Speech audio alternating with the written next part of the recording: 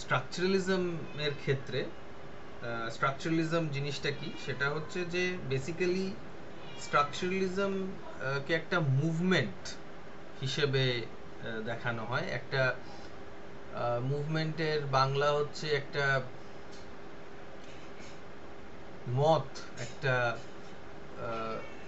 ভঙ্গি কোনো জিনিসকে দেখার। যেমন ধরো কুইট ইন্ডিয়া মুভমেন্ট, মানে যদিও ওটা খুব ফিজিক্যাল একটা জিনিস ছিল, যেখানে লোকে রাস্তায় নেমে ইংরেজদের বলতো কুইট করতে, ইংরেজদের বলতো যে দেশ ছেড়ে চলে যেতে।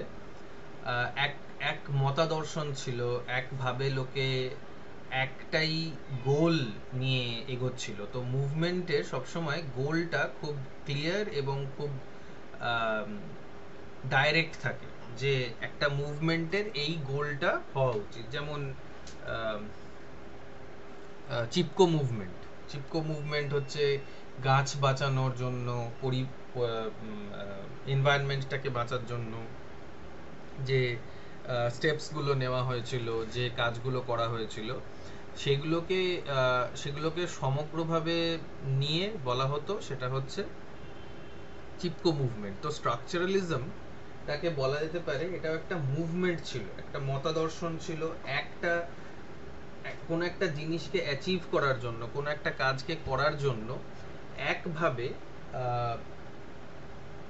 ওই উদ্দেশ্যটাকে সফল করা, ওই উদ্দেশ্যটাকে সিদ্ধ করার জন্য কাজ করা। এবার এটা মানে লিটারেচার বা ল্যাঙ্গুয়েজের ক্ষেত্রে দেখতে গেলে এটার ইমপ্লিকেশনটা অন্য রকমের হয়ে যাবে, এটার মানেটা কিছুটা পাল্টে যাবে। সেটা হচ্ছে যে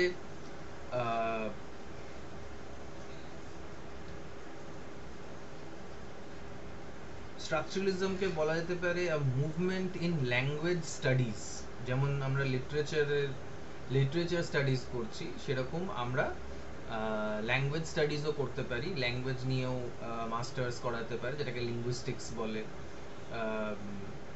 গ্র্যাজুয়েশনও করা যায়, পিএইচডি করা যায়, অনেক কিছু, মানে আলাদা করে ডিপার্টমেন্ট আছে লিঙ্গুইস্টিক্সে, সেখানে ল্যাঙ্গুয়েজ স্টাডিজ হয়।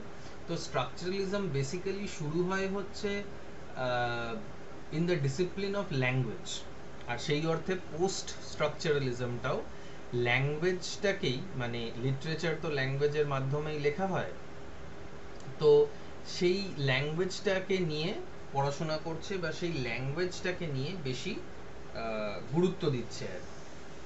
তার মানে এতক্ষণ আমরা যেগুলো দেখছিলাম সেগুলো ছিল লিটারারি থিওরি। আগে মানে একদম প্রথমেই তোমাদেরকে বলেছিলাম যে আমরা যে ধরনের থিওরিগুলো পড়বো সেগুলো সবই হচ্ছে লিটারারি থিওরি। অর্ণব, থিওরি কত রকমের হয় তোমাদেরকে কি বলেছিলাম?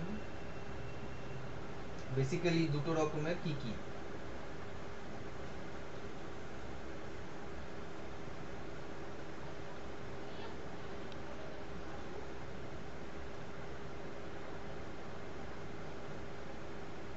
দুটো ধরনের লিটারারি থিওরি বা থিওরি ইন জেনারেল। তবে হ্যাঁ, যেহেতু আমরা লিটারেচারের স্টুডেন্ট, তাই জন্য আমরা লিটারারি থিওরিটাকেই বলবো। তো দুটো ধরনের ওই থিওরিগুলো কি ছিল অন্য?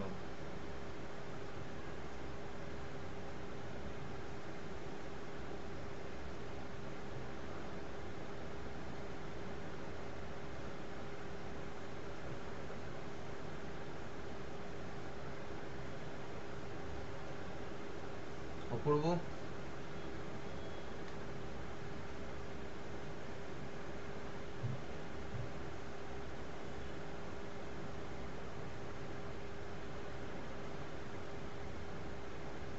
মিলন? স্যার থিওরিজ তো অনেক রকমের হতে পারে, যেমন ধরুন সাইকোলজিক্যাল বা পলিটিক্যাল হতে পারে, ফিলোসফিক্যাল হতে পারে। লিটারারি থিওরি কটা ধরনের? লিটারারি থিওরি স্যার, স্যার ওটা মনে নেই অ্যাকচুয়ালি। কারোরই মনে নেই? এগুলো তো লিখিয়ে দিয়েছিলাম, লেখানোটা তো তোমাদের মনে থাকার কথা। নোটস গুলোকে যদি না দেখো, থিওরি এইভাবে মানে পরীক্ষার এক সপ্তাহ আগে দেখলে কিছুই মাথা মুন্ডু করতে পারবে না, ওটাকে কন্টিনিউয়াসলি দেখতে থাকতে হবে। কারণ মানে জানি না শর্ট কোয়েশ্চেন 2 নম্বরে এরকম আসবে কিনা যে দুটো ধরনের লিটারারি থিওরির মধ্যে ভাগ করো, কিন্তু যখন তোমরা মাস্টার্সে যাবে বা হাইয়ার এডুকেশনে যেতে থাকবে তখন এই ডিফারেন্সটা তোমাদের জন্য খুব ইম্পর্টেন্ট হয়ে যাবে। যাই হোক, একটা বলেছিলাম ক্রিটিক্যাল থিওরি, আর একটা ছিল হচ্ছে, আর একটা কি ছিল এবার মনে পড়ছে?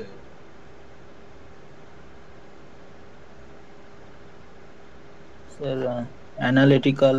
হ্যাঁ, রাইট। একটা ক্রিটিক্যাল থিওরি আর একটা হচ্ছে অ্যানালিটিক্যাল থিওরি।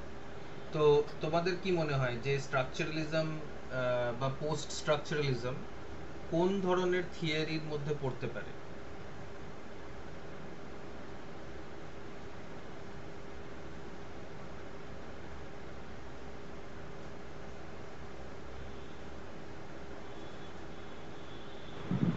আমার মনে হয় এটা অ্যানালিটিক্যালটাই হবে, কারণ যেহেতু একটা পোস্ট স্ট্রাকচারাল মানে সেই একটা যে কোনো জিনিসের বেস বা সুপার স্ট্রাকচারের উপর ডিপেন্ড করে তাকে যখন অ্যানালাইসিস করা হচ্ছে সেটার উপর ডিপেন্ড করেই তো এগুলো করা হচ্ছে সেই রকম। হ্যাঁ, স্ট্রাকচারালিজম টা ডেফিনেটলি অ্যানালিটিক্যাল থিওরি, কিন্তু আহ, মানে তুমি এখানে বেস আর সুপারস্ট্রাকচার নিয়ে কেন কথা বলছো? স্যার বেস সুপারস্ট্রাকচার না, মানে স্ট্রাকচারালিজম মানে যে কোনো জিনিসের স্ট্রাকচারের কথা বলছি, যে কোনো একটা বস্তুর স্ট্রাকচারের কথা বলছি, বেস সুপারস্ট্রাকচার বলছি না। মানে যে কোনো একটা বস্তুর স্ট্রাকচার যেটা বলছি আর কি। হ্যাঁ, এখানে স্ট্রাকচার নিয়ে আমরা কথা বলবো ঠিকই, কিন্তু স্ট্রাকচারটা হবে হচ্ছে ল্যাঙ্গুয়েজের স্ট্রাকচার। তো স্ট্রাকচারালিজম প্রথমে আমরা জানলাম যে এটা এক ধরনের মুভমেন্ট, যেটা শুরু হয় ল্যাঙ্গুয়েজ স্টাডিজে। ল্যাঙ্গুয়েজের লোকেরা স্ট্রাকচারালিজমটাকে শুরু করে, ল্যাঙ্গুয়েজের টিচাররা, ল্যাঙ্গুয়েজের স্টুডেন্টরা স্ট্রাকচারালিজমটাকে শুরু করে, এবং স্ট্রাকচারালিজম বেসিক্যালি, স্ট্রাকচারালিজম এবং পোস্ট স্ট্রাকচারালিজম দুটোই হচ্ছে তোমার অ্যানালিটিক্যাল থিওরি। কারণ এরা স্ট্রাকচারকে অ্যানালিসিস করে, যে কোনো স্ট্রাকচার নয়। Basically structuralism looks at the structure of language. Language মানে ইংরাজি ভাষা হোক, বা যেখান থেকে এটা শুরু হয় সেখানে ফ্রেঞ্চ ছিল, ফ্রেঞ্চ ভাষা হোক, বা যে কোনো বাংলা ভাষা হোক, বাংলা ভাষাতেও স্ট্রাকচারালিজম হতে পারে। তো ভাষার স্ট্রাকচারটাকে স্ট্রাকচারালিজম পড়াশোনা করে, এবং এই ভাষার স্ট্রাকচারটাকে দিয়ে, লিঙ্গুইস্টিক্সের স্ট্রাকচারটাকে দিয়ে, ল্যাঙ্গুয়েজের স্ট্রাকচারটাকে দিয়ে তারা লিটারেচারটাকে অ্যানালাইজ করার চেষ্টা করে, লিটারেচারটাকে বোঝার চেষ্টা করে। কারণ basically literature is made up of language, words, and words are a part of language. ল্যাঙ্গুয়েজের অনেকগুলো, ল্যাঙ্গুয়েজ স্টাডিজের অনেকগুলো ডিভিশনস আছে। সেই ডিভিশনসের মধ্যে দিয়ে ল্যাঙ্গুয়েজকে স্টাডি করার, এটা এই লিটারেচারকে স্টাডি করার এটা আর একটা অ্যাঙ্গেল। আমরা ফেমিনিজম পেয়েছি, মার্কসিজম পেয়েছি, পোস্ট কলোনিয়ালিজম পেয়েছি, এটা একটা কমপ্লিটলি আলাদা ধরনের একটা অ্যানালিসিস করার, লিটারেচারকে অ্যানালাইজ করা, লিটারেচারকে বোঝার একটা অভিনব বা একটা অন্য রকমের way to study, to to criticise or to analyse literature. ঠিক আছে? তাহলে ব্যাপারটা কি? এটা এটা অ্যাকচুয়ালি শুরু হয় হচ্ছে 1915-এ, 1911 টু বি মোর প্রিসাইজ। কারণ সুইজারল্যান্ডে একজন টিচার পড়াতেন, তার নাম ছিল ফার্দিন্যান্ড ডি সাসোর। ফার্দিন্যান্ড ডি সাসোর, তিনি একজন ফ্রেঞ্চ ইন্ডিভিজুয়াল ছিলেন। আমি এখানে মেসেজে স্পেলিংটা লিখে দিচ্ছি।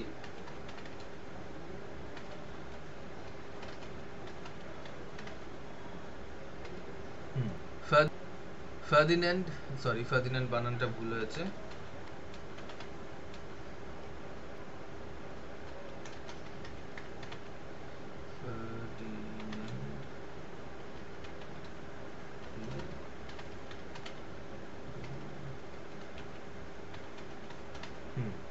ফার্দিন্যান্দ দি সসুর। তো ফার্দিন্যান্দ দি সসুর একটা ইউনিভার্সিটিতে পড়াচ্ছিলেন, আর উনি যে নোটসগুলো ওনার ওনার পড়ানোর থেকে ওনার স্টুডেন্টরা যে নোটসগুলো বানিয়েছিল এবং উনি যে বিষয় পড়াচ্ছিলেন বা যে জিনিসটা পড়াচ্ছিলেন সেইটার থেকেই ওনার মারা যাওয়ার পরে 1915 সালে একটা বই পাবলিশ হয়, যেটার নাম হচ্ছে কোর্স অন জেনারেল লিঙ্গুইস্টিক্স। তো সেইখান থেকেই এই স্ট্রাকচারালিজমের উৎপত্তি হয়। কোর্স অন জেনারেল লিঙ্গুইস্টিক্স, এটা তোমাদের 2 নম্বরের প্রশ্নের জন্য আসতে পারে, যদিও নোটসগুলো যেগুলো তোমাদের অলরেডি আমি দিয়েছি সেগুলোর মধ্যে এগুলো সবই আছে। কোর্স অন জেনারেল লিঙ্গুইস্টিক্স এটা 1915-এ পাবলিশ হয়, not in English but in French language.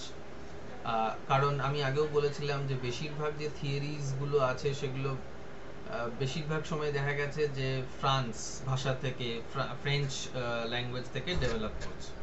এটাও তাই, যদিও ফ্রান্সের থেকে ঠিক নয়, but in Switzerland, but it was in French. এটাকে অনেক পরে ট্রান্সলেট করা হয়। তো এখানে লিঙ্গুইস্টিক্সের জেনারেল ব্যাপারগুলো এখানে মেনশন করা ছিল, লিঙ্গুইস্টিক্সের ব্যাপারে এখানে বলা ছিল। এখান থেকেই স্ট্রাকচারালিজম শুরু হয়, তারপরে আবার পোস্ট স্ট্রাকচারালিজম হয়, যেখানে পোস্ট স্ট্রাকচারালিজমকে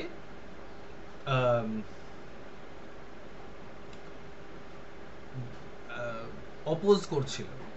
পোস্ট স্ট্রাকচারালিজম ওয়াজ অপোজিং স্ট্রাকচারালিজম, মানে পোস্ট স্ট্রাকচারালিজম যা কিছু বলেছে, যা কিছু করেছে, সেইখান থেকে পোস্ট স্ট্রাকচারালিজমকে অপোজ করছে, বিরুদ্ধে বলছে আর কি।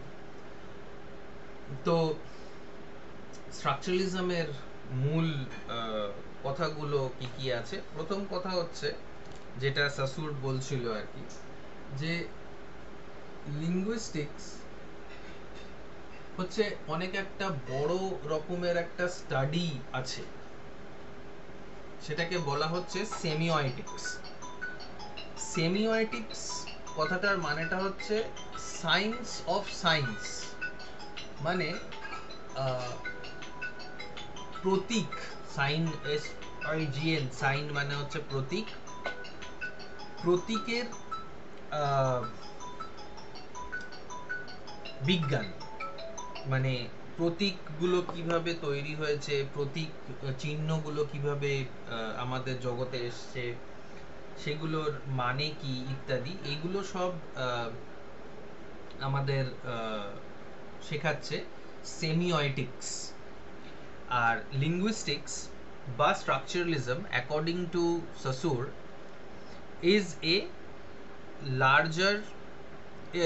is a part of this semiotics.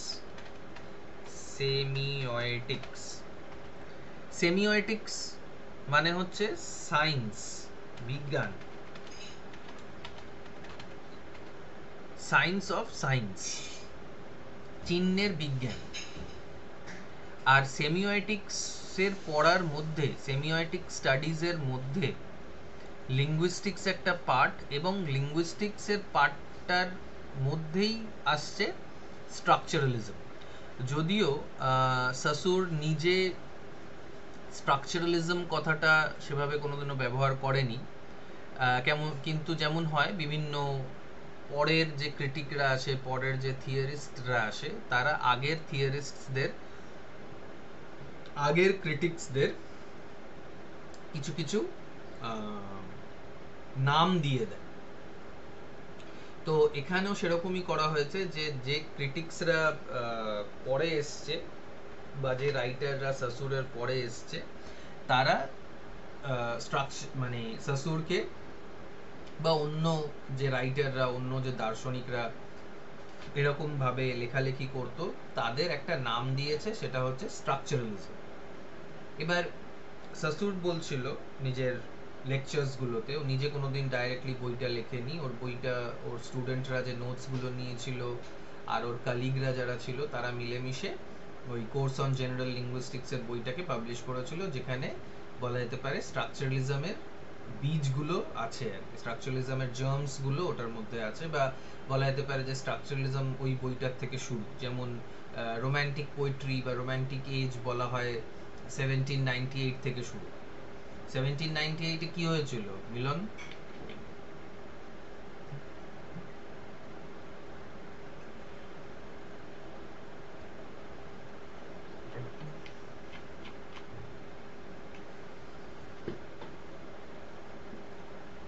কে বলতে পারবে 1798 এ কি হলো? Why is 1798 so important a date?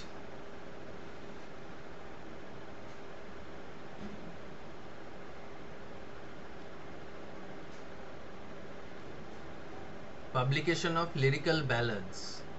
Beginning of the romantic age with the publication of lyrical ballads. Lyrical ballads বলে একটা বই পাবলিশ হয়েছিল, যেটা যেটার লেখক কোলরিজ আর ওয়ার্ডসওয়ার্থ। তো ওই বছরটা কি ইম্পর্ট্যান্ট এই জন্য মনে করা হয় কারণ নাকি ওই বছর থেকে ওই বইটার পাবলিকেশনের থেকে শুরু হয় রোম্যান্টিক এজ।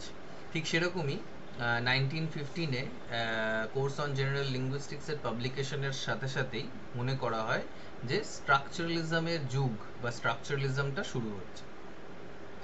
তো স্ট্রাকচারালিজমের প্রথম কথা হচ্ছে যে স্ট্রাকচারালিজম বলো বা লিঙ্গুইস্টিক্স বলো, একটা পার্টস্টিক্সের একটা পার্ট স্ট্রাকচারালিজম, এইগুলো সবই অ্যাকচুয়ালি হচ্ছে অনেক লার্জার একটা প্রজেক্ট, একটা লার্জার একটা স্টাডি আছে, সেটা হচ্ছে চিহ্নের বিজ্ঞান। চিহ্ন নিয়ে পড়াশোনা করা, প্রতীক নিয়ে পড়াশোনা করাকে বলা হচ্ছে সেমিওটিক্স, আর structuralism is a part of semiotics. আবার structuralism began as a movement in the 1920s in Europe, including England or America, where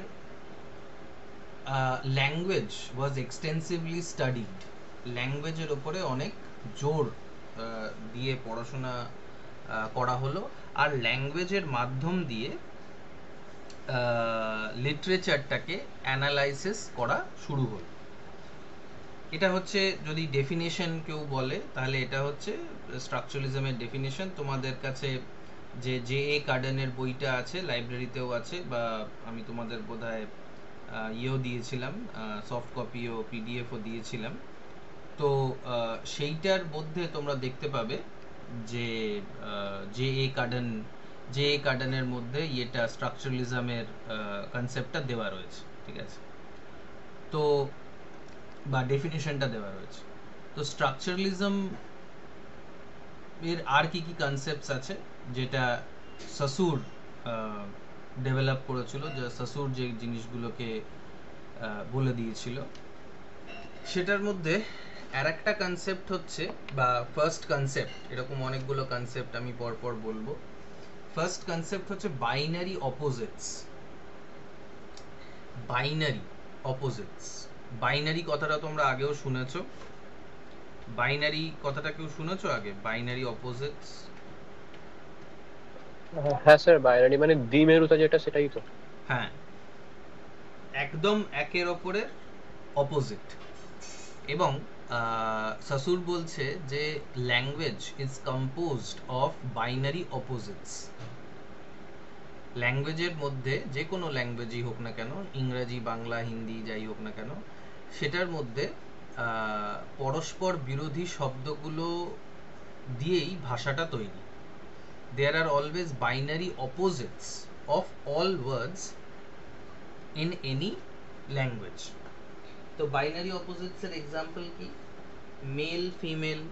sir হ্যাঁ বলো।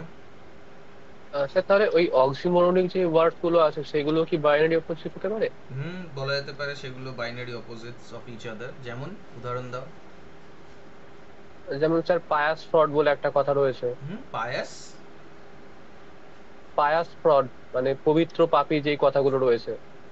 পায়াস প্রড, প্রড মানে পাপী? হ্যাঁ, মানে একটা কথা এরকম, পিআরওডি মানে fraud, fraud, FRAUD, fraud. Fraud, আচ্ছা, ওকে, হ্যাঁ হ্যাঁ বলতে পারে, হতে, হ্যাঁ, এগুলো হচ্ছে বাইনারি অপোজিট। এইগুলো যেটা একে অপরের পরস্পর বিরোধী শব্দগুলো, সেগুলোকে আমরা বাইনারি অপোজিটস বলতে পারি। কারণ যে ফ্রড করছে সে পবিত্র হতে পারে না, যে পবিত্র সে ফ্রড করবে না, এরকম একটা আমাদের মানে ধারণা আমরা আমাদের আছে। Male female, black white, hot cold, high low, এগুলো সবই হচ্ছে বাইনারি অপোজিটস। এবং সাসুর বলছে যে আমাদের পুরো ভাষাটাই, সে ইংরাজি ভাষা, ফ্রেঞ্চ ভাষা, যে ভাষাই হোক না কেন, সব ভাষাই এই ধরনের কিছু কিছু শব্দের গুচ্ছ দিয়ে তৈরি। All words have some kind of a synonym and an antonym in any language, and that is what creates our language. আমাদের এন্টায়ার ভাষাটাই তৈরি হচ্ছে বাইনারি অপোজিটস দিয়ে, একে অপরের শুধুমাত্র অপোজিট, একটা শব্দ একটা শব্দের অপোজিট, আর একটা শব্দ আর একটা শব্দের অপোজিট, এরকম করে করে আমাদের ল্যাঙ্গুয়েজটা তৈরি হয়েছে।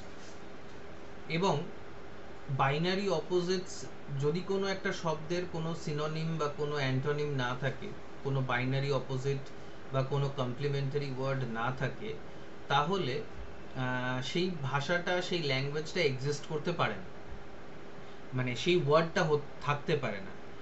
তাই জন্য সাসুর বলছে যে কোনো ওয়ার্ড পজিটিভ বা নেগেটিভ নয়, all words exist in some kind of a relationship with some other words. মানে একটা শব্দ নিজস্ব কোনো অস্তিত্ব নেই, একটা শব্দের অস্তিত্ব তখনই হয় যখন সেই শব্দটা অন্য কোনো শব্দের সঙ্গে কোনো একটা রিলেশনশিপে থাকে, নাই উল্টো শব্দ বাইনারি অপোজিটসের হিসেবে থাকে, আর নাই কমপ্লিমেন্টারি কোনো একটা ওয়ার্ড সেটার ইয়েতে থাকে, সেটার রিলেশনশিপে থাকে, কোনো না কোনো রিলেশনশিপে থাকতে হবে, না হলে একটা ওয়ার্ড কোনোদিনও এক্সিস্ট করতে পারে না। In order to exist, a word need to be in some kind of a relationship with some other word or words. একটা শব্দের সাথে অন্য শব্দের সম্পর্ক থাকতে হবে, তাহলেই একমাত্র ওই শব্দটা এক্সিস্ট করতে পারে। মানে আমরা এতদিন ভাবতাম যে একটা শব্দ পজিটিভ বা নেগেটিভ হয়, মানে একটা শব্দের নিজস্ব কোনো মানে হয়, কিন্তু সাসুর বলতে চাইছে, বা আমরা এটা বুঝতে পারছি যে একটা শব্দের ভ্যাকিউম, হঠাৎ করে তুমি আউট অফ দ্য কনটেক্সট কোনো একটা শব্দ বললে সেইটার কোনো মানে দাঁড়াবে না, সেই মানেটার জন্য তাকে একটা অন্য শব্দের সঙ্গে একটা অন্য শব্দের বিরুদ্ধে ওই শব্দটাকে আনতে হবে, in order to make that word meaningful. যেমন ধরো আমি যদি বলি যে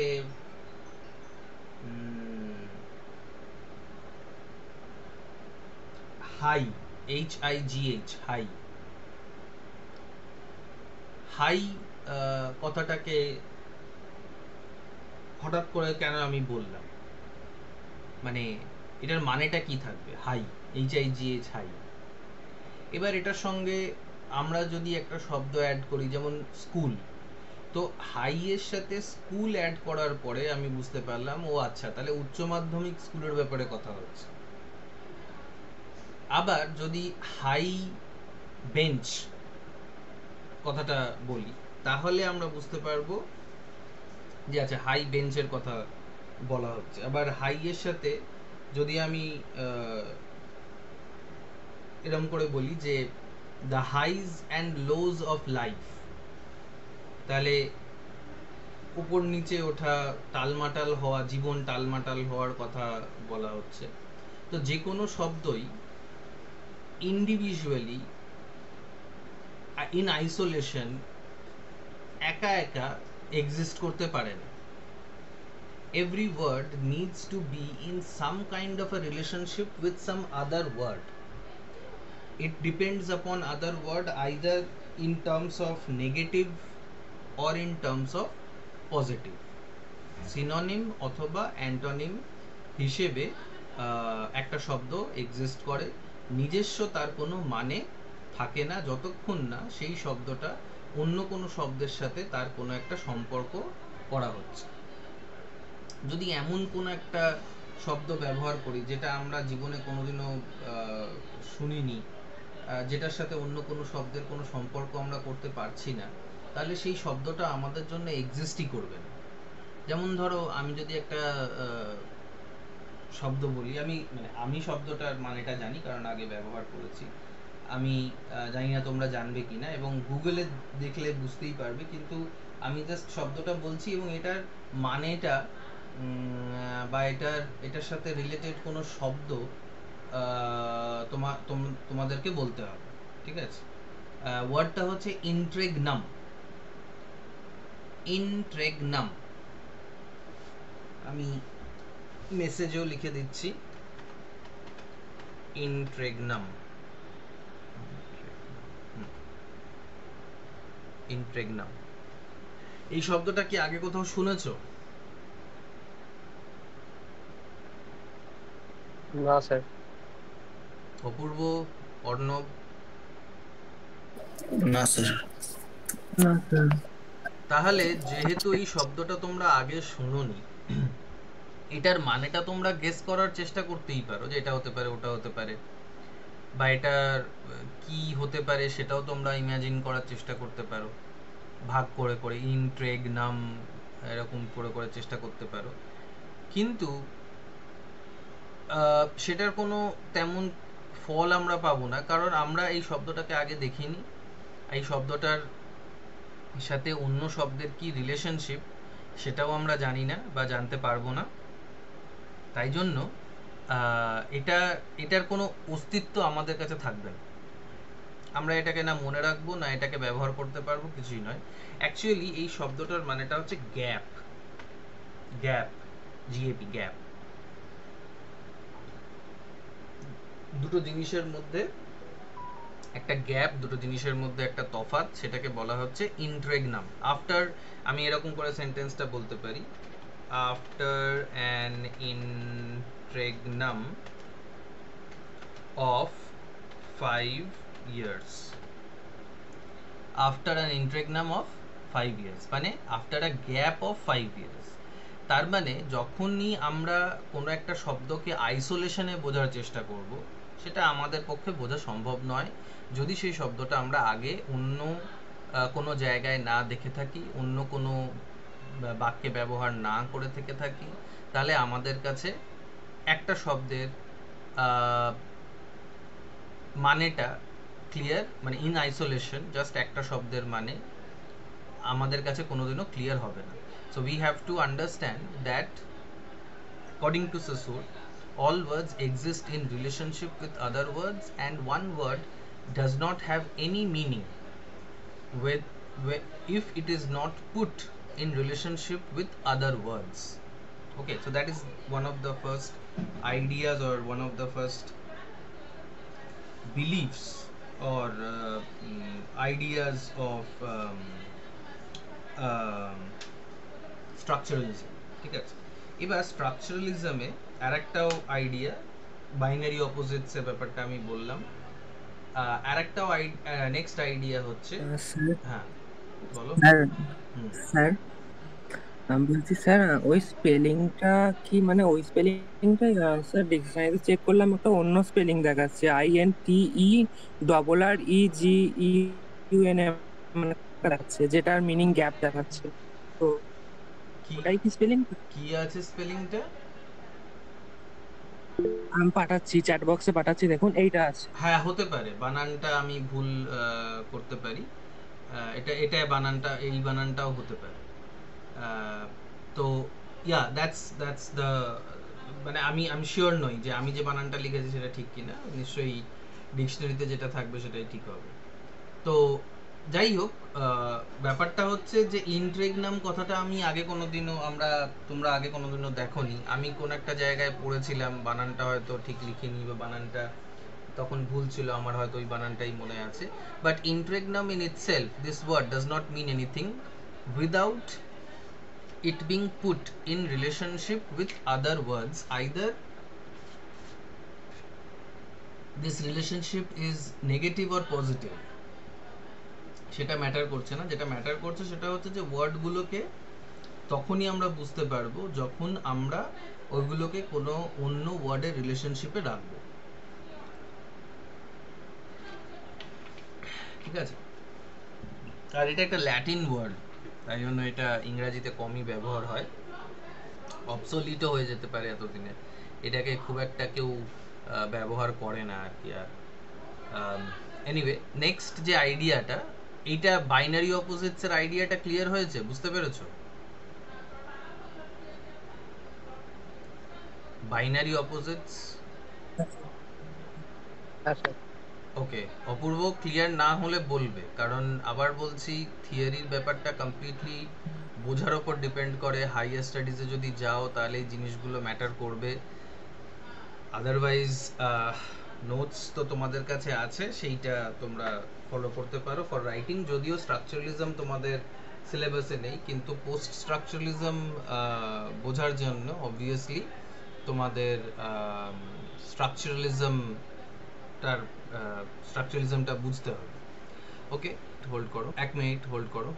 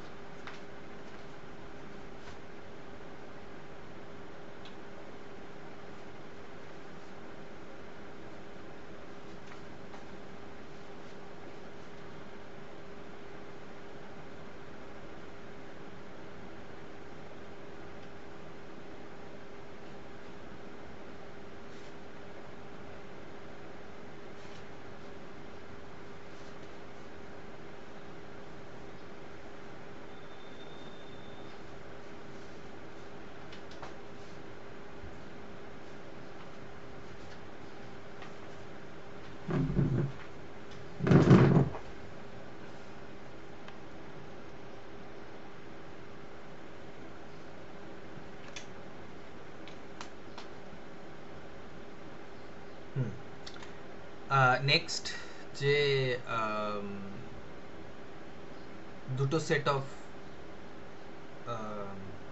টার্মস আছে রিলেটেড টু স্ট্রাকচারালিজম, সেটা হচ্ছে লাং আর পারোল।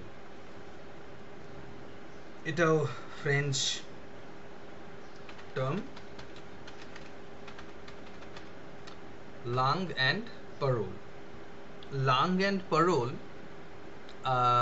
এগুলোকেও, এই দুটো বাইনারি অপোজিটস। আমরা বাইনারি অপোজিটসটা প্রথমে পড়ে নিলাম, দেখে নিলাম, তারপরে আমরা পরপর অনেকগুলো এরকম বাইনারি অপোজিট টার্মস দেখব, যেটা একে অপরের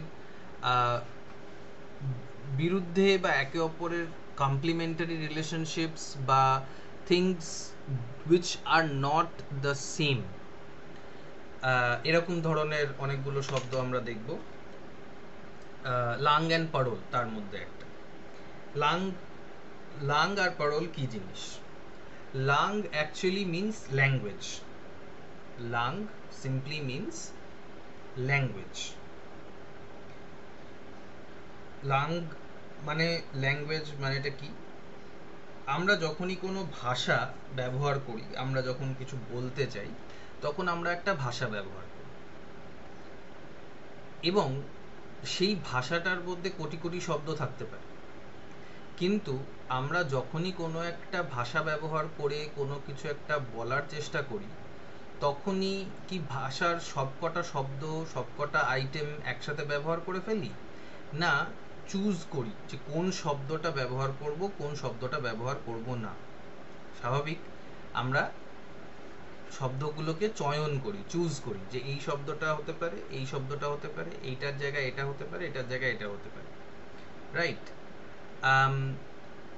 লাং হচ্ছে সর্বস্ব ভাষা, the entire language, and parole is the individual use of the language, choice of words from that language at a given point in time। মানে ভাষার ভাষার মধ্যে শব্দ তো কোটি কোটি আছে, লাখ লাখ আছে, সেখান থেকে আমরা কয়েকটা শব্দ চুজ করি এবং এই চুজ করাটাকে বলা হয় পারোল। লাং হচ্ছে ভাষা আর পারোল হচ্ছে স্পিচ, বলা বা লেখা। একটা ইনস্ট্যান্স, একটা সময় আমি একটা জিনিস বলছি, সেইখানে আমি কি কি ধরনের ভাষা, কি কি ধরনের শব্দ ব্যবহার করছি, সেইটা হচ্ছে তোমার পারোল। তো langue is the language and parole is the speech, speech acts বলা হয়। যেমন ধরো তুমি যদি রান্নাঘরে দেখো, তাহলে রান্নাঘরে অনেক রকমের মশলা আছে। এমন তো নয় যে শুধুমাত্র শুকনো লঙ্কা বা তেজপাতা, নুন আর হলুদই রয়েছে। অনেক কিছু থাকতে পারে, কালো জিরে, সাদা জিরে, পোস্ত, গরম মশলা, তারপরে অনেক রকমের মানে স্পাইসেস থাকতে পারে। বা বাড়িতে শুধু যে আলু, পটল, পেঁয়াজি রয়েছে তা তো নয়, ঝিঙে, চিচিঙ্গে, উচ্ছে, কুমড়ো, লাউ, অনেক রকমের ভেজিটেবলস আছে বা ফ্রুটস আছে। তো আমরা সব একসাথে ঘ্যাঁট করে সব কিছু এরকম করে মিশিয়ে তো সবসময় খাই না। অনেক সময় খাই খিচুড়ি বা ঘ্যাঁট খাই, কিন্তু বেশিরভাগ ক্ষেত্রেই আমরা নয় ভাত খাচ্ছি, নয় রুটি খাচ্ছি, নয় কুমড়োর তরকারি খাচ্ছি বা লাউয়ের তরকারি খাচ্ছি, কিন্তু অ্যাভেলেবিলিটি অনেক আছে, চয়েসটা আমরা করি। তো সমস্ত ভাষা যেটা, all the words in the language itself is called lang। আর ওই ল্যাঙ্গুয়েজ থেকে যে কোনো একটা, যে কোনো দুটো, যে কোনো তিনটে ওয়ার্ডসগুলোকে চুজ করে সেগুলোকে ইউজ করা স্পিচে বা রাইটিংয়ে, সেইটাকেই বলা হচ্ছে পারোল। তো লাং আর পারোল হচ্ছে এইটা। লাং আর পারোলকে আমরা কম্পিটেন্স আর পারফরমেন্সও বলতে পারি। Competence and performance. কম্পিটেন্স আমাদের ক্ষমতা, আমাদের যতটা ক্ষমতা আছে সেটাকে আমরা কম্পিটেন্স বলি, আমাদের ক্যাপাসিটি, আমাদের কেপেবিলিটি। কিন্তু আমাদের কেপেবিলিটি হিসেবে কি আমরা সবসময় পারফর্ম করতে পারি? পারি না। ধরো পরীক্ষায় আমি আমার ক্যাপাসিটি আছে, আমার এবিলিটি আছে যে আমি ভালো করব, অনেক নাম্বার পাবো, কিন্তু সব পরীক্ষায় সবসময় সব টেস্টে আমাদের পারফরমেন্স ভালো হয় না। তো কম্পিটেন্স আছে, ক্ষমতা আছে, ল্যাঙ্গুয়েজ আছে, ল্যাঙ্গুয়েজের অ্যাভেলেবল ওয়ার্ডস আছে, কিন্তু পার সেন্টেন্স, পার স্পিচ অ্যাক্ট আমাদের কিন্তু সেই পারফরমেন্সটা চেঞ্জ হতে থাকে। আমি যদি তোমাদের এইভাবে একটা দেখানোর চেষ্টা করছি,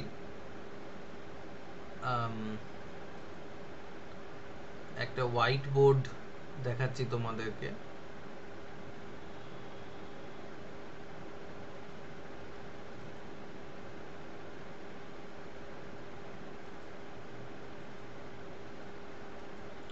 আশা করি তোমরা এই জায়গাটা দেখতে পাচ্ছ, সাদা একটা জায়গা।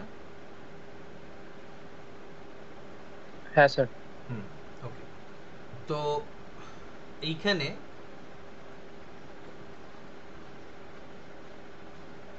যদি এই গোলটা ল্যাঙ্গুয়েজ হয়, এটা যদি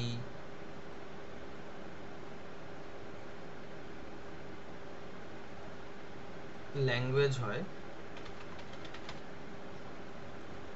তাহলে এটার ভেতরে যে একটা ছোট গোল আছে সেটা হবে হচ্ছে পারোল।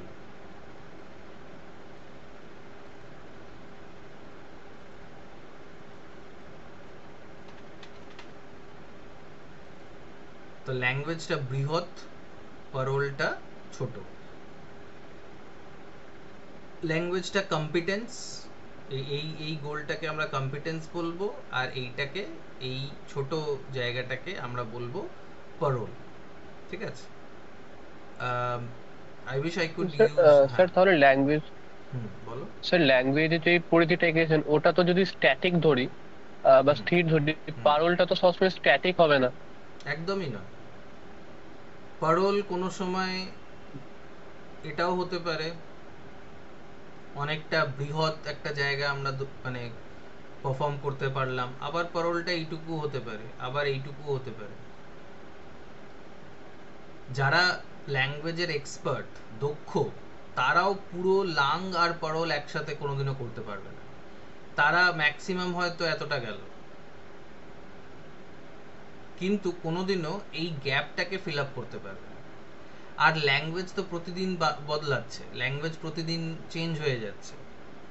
তাই জন্য যে যত বড়ই পণ্ডিত হোক না কেন, তার পারোল, তার পারফরমেন্স কোনোদিনও তার কম্পিটেন্সকে ম্যাচ করতে পারবে না। ধরো বিরাট কোহলি বিরাট ব্যাটসম্যান, ভীষণ ভালো ব্যাটিং করে, কিন্তু অনেক সময় দেখা যায় যে সে ভালো ব্যাটিং করতে পারলো না, সে আউট হয়ে গেল। তার মানে কি এটা যে সে খারাপ ব্যাটসম্যান? তা নয়। সেই মুহূর্তে বিভিন্ন ধরনের বিভিন্ন কারণের জন্য দেখা গেল যে সে পারফর্ম করতে পারলো না। তো তার কম্পিটেন্স আছে, কিন্তু সে পারফর্ম করতে পারেনি। আর ল্যাঙ্গুয়েজ তো রোজ বদলাচ্ছে, রোজ তৈরি হচ্ছে, রোজ ওটার রোজ ওটার মধ্যে পরিবর্তন হচ্ছে। তাই জন্য ওখানে আমরা মানে ওটাকে ধরা ইম্পসিবল। এবং language is abstract. Language is something that you cannot really see, that you cannot really hold. ভাষাটাকে মানে ধরা যাবে না। ভাষাটা সবসময় তোমার, তুমি যতবারই ওটাকে ধরতে যাবে ততবারই ভাষাটা ওইখান থেকে মানে ইয়ে হতে থাকবে আর কি, স্লিপ করতে থাকবে তোমার হাত থেকে। এটা সবসময় হতে থাকবে। কিন্তু পারোল হচ্ছে পারফরমেন্স, যেটাকে রেকর্ড করা যায়, যেটাকে মাপা যায়, যেটাকে কোয়ান্টিফাই করা যায়। But language is something, langue is something that cannot be quantified or that cannot be measured. ঠিক আছে? Langue is always abstract and very huge. Okay, এবার এইটার কনসেপ্টটাকে, এই জিনিসটাকে আমরা কিভাবে আমাদের লিটারেচারে কিভাবে ব্যবহার করব? প্রথমে তো বাইনারি অপোজিটস এর ব্যাপারটা বলি, যে বাইনারি অপোজিটসটা কি আমরা ব্যবহার করতে পারি লিটারেচারে? তোমরা ফোর্থ সেমিস্টারে একটা টেক্সট পড়েছিলে, সেখানে বাইনারি অপোজিটসটা খুব ক্লিয়ার ছিল। বলো তো কি? গালিভার ট্রাভেলসে গালিভার্স ট্রাভেলসে কি ছিল? লাপুটার লিলিপুটের যে ইয়েটা ছিল, লাপুটা? ব্রবডিগন্যাগ আর হুম, লিলিপুটের যে ডিস্টিংশনটা দেখানো হয়েছে। রাইট। সেটা হচ্ছে binary opposites, big and small. Gulliver versus লিলিপুটেও তাই, গালিভার বিগ, লিলিপুট স্মল। আবার ব্রবডিংন্যাগে পার্ট 2 তে ব্রবডিংন্যাগিয়ানস বিগ, লিলিপুট গালিভার স্মল। আবার ব্রবডিংন্যাগ ভার্সেস লিলিপুটে বিগ, স্মল। তোমাদেরকে তখনই আমি বলেছিলাম যে একটা জিনিসের মাপ তখনই বোঝা যায় যখন ওটা অন্য কোনো একটা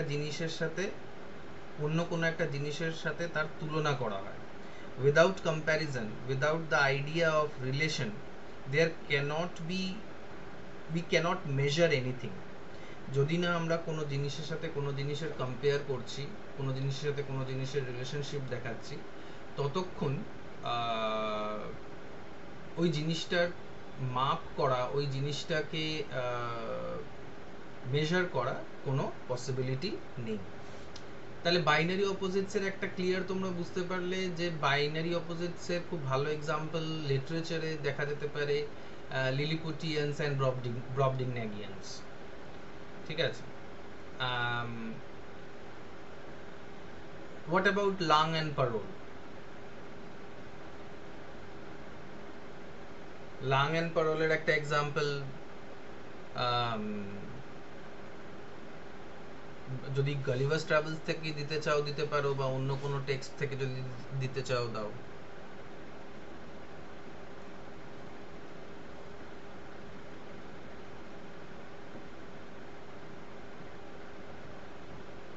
because that is the crucial thing. আমরা বুঝছি কি বুঝছি না সেটা তখনই বুঝতে পারবো যখন ওটাকে অ্যাপ্লাই করতে পারছি। ক্যারেক্টারের দিক থেকে তোমরা ম্যাকবেথ পড়েছো, ম্যাকবেথের ক্ষেত্রে যদি কিছু পাওয়া যায়,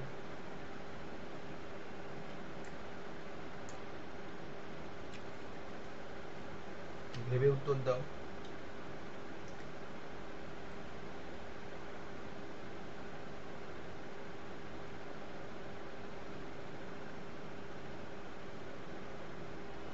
ম্যাকবেথে কিভাবে লাং আর প্যারোল এক্সেম্পলিফাই করা যেতে পারে, অ্যাপ্লাই করা যেতে পারে?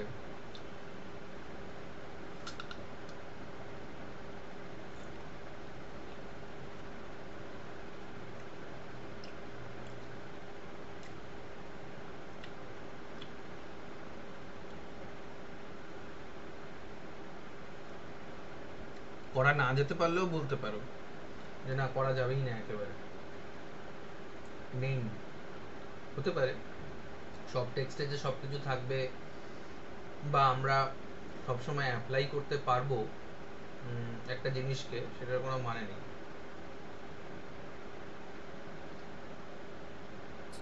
স্যার ম্যাকবেথে এটা হতে পারে কি লাং এর ক্ষেত্রে যে মানে লাংটা হলো মানে গোটা ঘটনাটাকে নিয়ে লাং হলো, আর শেষে আহ, মানে আমরা এখন যেটা মনে পড়ছে যে শেষে শেক্সপিয়ার যেটা বলেছে life's but a walking shadow, এটা পারল হতে পারে।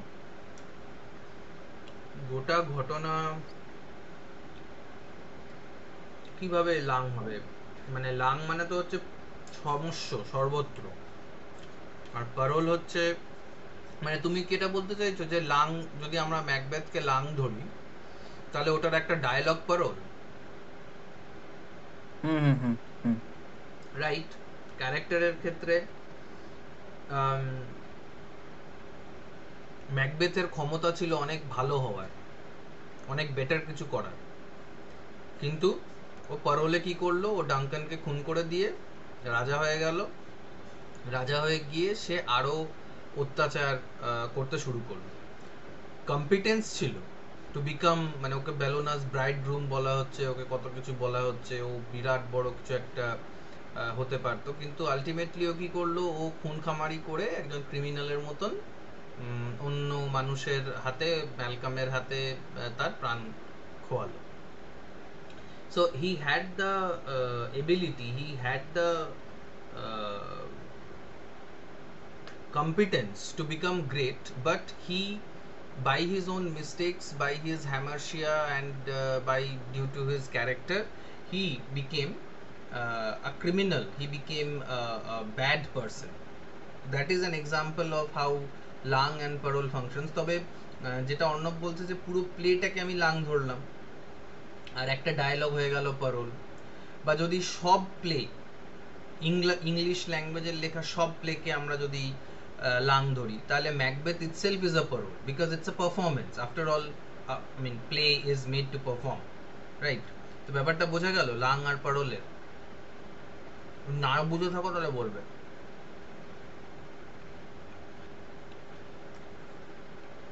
স্যার আমার লাংটা একটু প্রবলেম লাগছে, লাংটা একবার বলুন তো। ওকে ওকে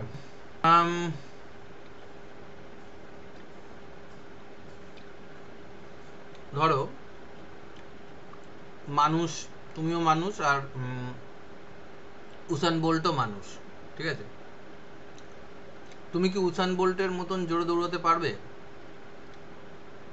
না। তার মানে আমাদের শরীরটাকে যদি আমরা লাং ধরি,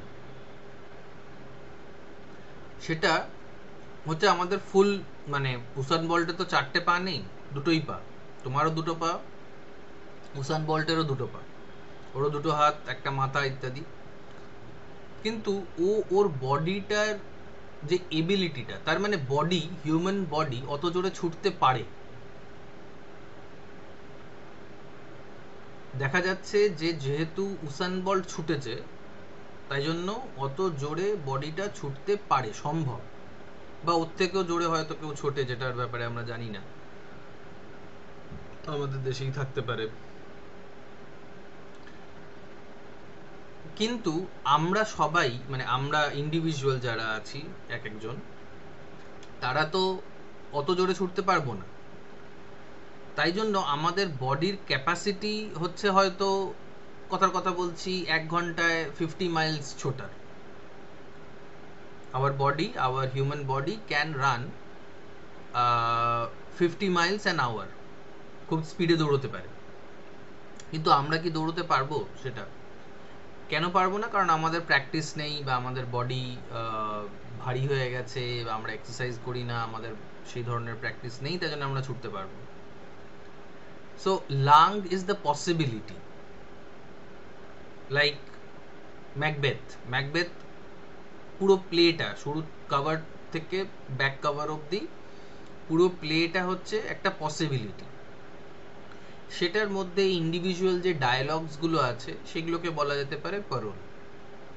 আমাদের লাইফেও, আমাদের লাইফটাকে যদি আমরা লাং ধরি, তাহলে আমাদের সামনে যে অপরচুনিটিগুলো আসে, আমরা সব অপরচুনিটি তো ব্যবহার করতে পারি না।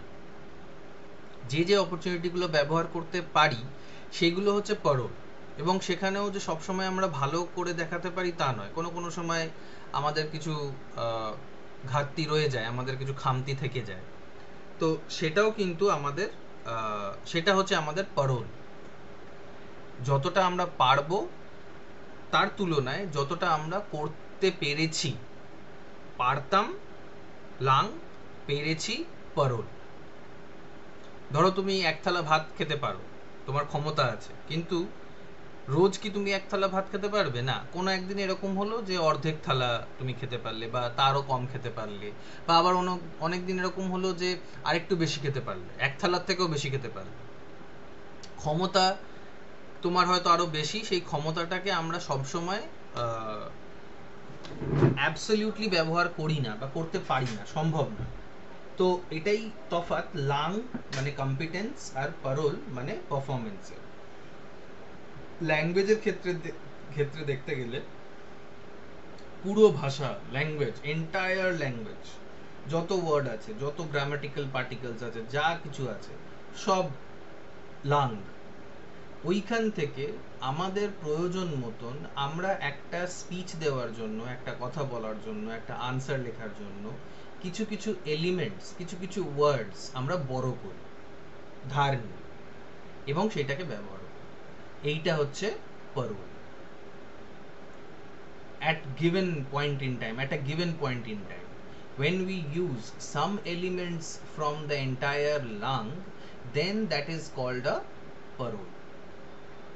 লাঙ্গের টুকরোখানি আমি নিয়ে নিলাম, কিছু কিছু আমি নিয়ে নিলাম, কিছু কিছু মেটেরিয়ালস আমি নিয়ে নিলাম, তখন সেটাকে বলা হচ্ছে প্যারোল। ঠিক আছে? বোঝা গেছে অপূর্ব? এটাকে তুমি একটা এক্সাম্পল ভাবো, other than Macbeth, maybe from Gulliver's Travels, or from texts that you have to, এখন যে টেক্সট গুলো আছে সেগুলো থেকে ভাবতে পারো। ইন শর্টে কি এইভাবে বলতে পারি, মানে যে ছোট ছোট যে স্টোরিজ গুলো হয়, তো স্টোরিজ ওর এগুলো হচ্ছে লাং, আর ওর মোরাল গুলো হচ্ছে প্যারোল। স্টোরি বলতে মানে যেমন অত কোন স্টোরি? যেমন ধরুন, মানে যদিও পুরোটা এক্সাম্পল ওইভাবে মিলছে না, বাট তবু যেমন ওর জিসটা বা ওর মধ্যে আসল মানে সুপ্ত এটা, যেমন ছোট ছোট যে নীতি বাক্যগুলো। হ্যাঁ, হ্যাঁ স্যার মানে বলছি, মানে ছোট ছোট কোন যে নীতি এক্সাম্পল? বাক্য হয় বা, আচ্ছা যেমন এক্সাম্পল হচ্ছে যে ওই আপনার টর্টোস এন্ড দা, কি ছিল না, টর্টোয়াইজ খরগোশ এন্ড আর দ্য হেয়ার। কচ্ছপের হেয়ার। গল্প। হ্যাঁ হ্যাঁ, হেয়ার, টর্টোস এন্ড দা হেয়ার, তারপর দা ক্লেভার ফক্স, হাংরি ক্রো, এইরকম গুলো, এই স্টোরি গুলো হচ্ছে যে একটা ওই আপনার লজ এন্ড লাস্টেরটা, যেটা তার মোরালটা হলো সেটা মেবি বলতে পারি কি। হুম, বলা যেতে পারে যে একটা স্টোরি হচ্ছে লাং, আর সেটার একটা সেন্টেন্স বা শেষের যে মরালটা, সেইটাকে আমরা প্যারোল বলতে পারি। ইয়া, দ্যাট ক্যান বি, ওটা হতে পারে আর কি। ঠিক আছে? স্যার আমি হ্যাঁ। একটা কথা ভাবছিলাম, হুম যে ধরুন আমরা জন কিটসের যদি নাইটিঙ্গেল কবিতাটাকে ধরি, তার মধ্যে উনি একটা কথা ইউজ করেছিলেন ফোরলোন।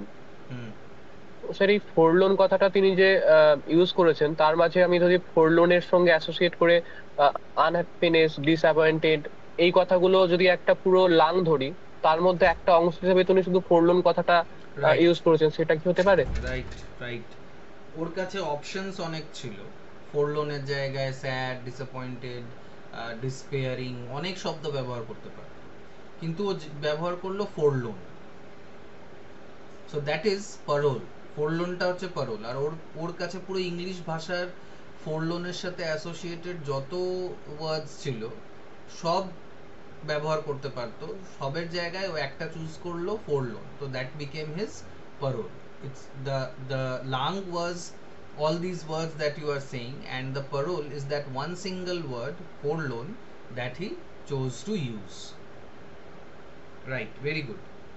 Any questions? মানে বাইনারি অপোজিটস, লাং, পারোল, এখান থেকে? না স্যার। ওকে, অন্য কারুর?